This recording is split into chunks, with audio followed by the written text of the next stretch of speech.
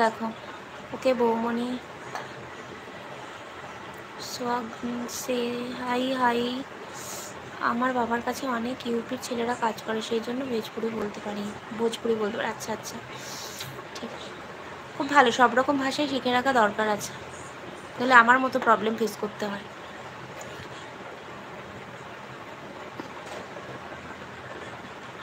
যাক, আরেকজনকে পাওয়া গেছে, কেউ ভোজপুরিতে তো আমার হয়ে কথা বলে দিতে পারবে। সৌগন্ধ, হ্যালো।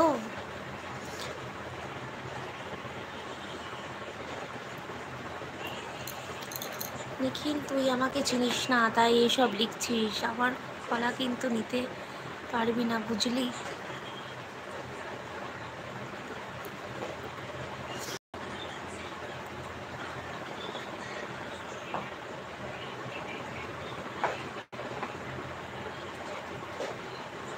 পল্লব দাদা ভাই কোথায় গেল?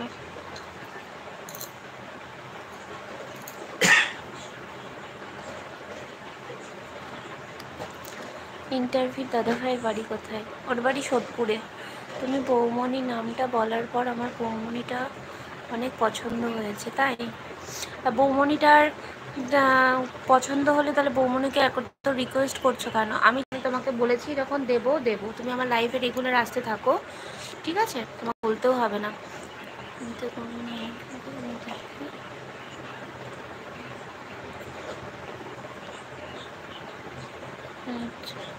হ্যাঁ, মিউট করতে হবে না, আগেই দেখো নিখিল কী করে।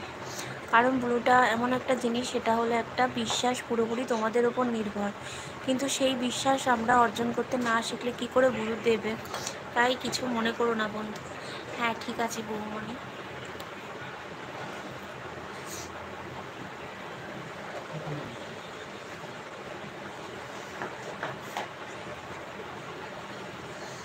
এই ব্লু দেওয়ার দায়িত্বটা পুরোপুরি পল্লব দাদা ভাইয়ের, বুঝতে পেরেছো? আমি লাইভে আসছি, আমি সব ঠিক আছে, কিন্তু হচ্ছে ব্লু দেওয়ার দায়িত্বটা একমাত্র পল্লব দাদা ভাইয়ের। আমার চ্যানেলে আমার সব কিছু, কিন্তু ব্লু দেওয়াটা পল্লব দাদা ভাই যাকে বলবে, যাকে মনে করবে তাকেই আমি দেব। তাই কিছু মনে করো না ভাই। পল্লব ভাই না বললে মিউটও করবো না আমি, ঠিক আছে পল্লব দা?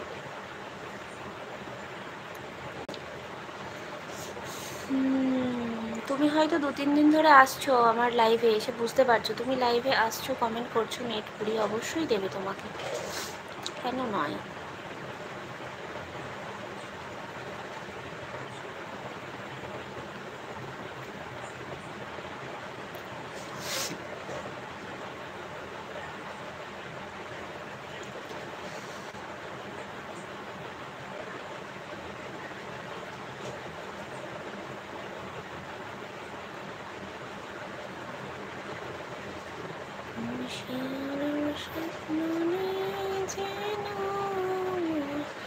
ভিডিওটা না পেলে আজ শান্তিতে ঘুমাতে পারবো না, বলো?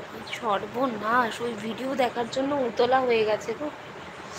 আর ওই ভিডিও দেখে আমার মাথায় যে কি চক্কর খাচ্ছে।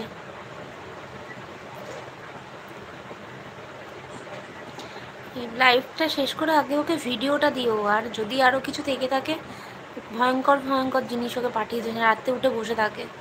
যাদের কাছে পুরো দেখতে পাচ্ছ তারা অনেক দিন ধরে আছে, তাই বলছি বন্ধু।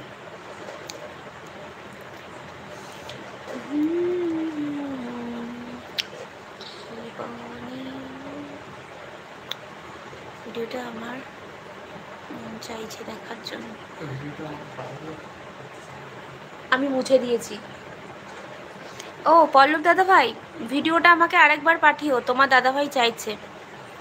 হ্যালো হ্যালো হ্যালো, হ্যাঁ গো পল্লব দা, বুঝেছি।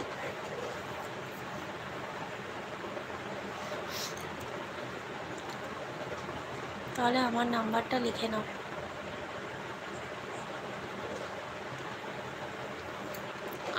রাকেশ, নাম্বারটা লিখে নাও,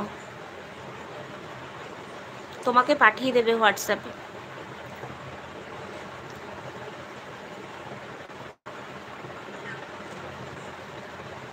পল্লব দাদা ভাই, তুমি আরেকবার আমাকে মেসেঞ্জারে ভিডিওটা পাঠিয়ে তো।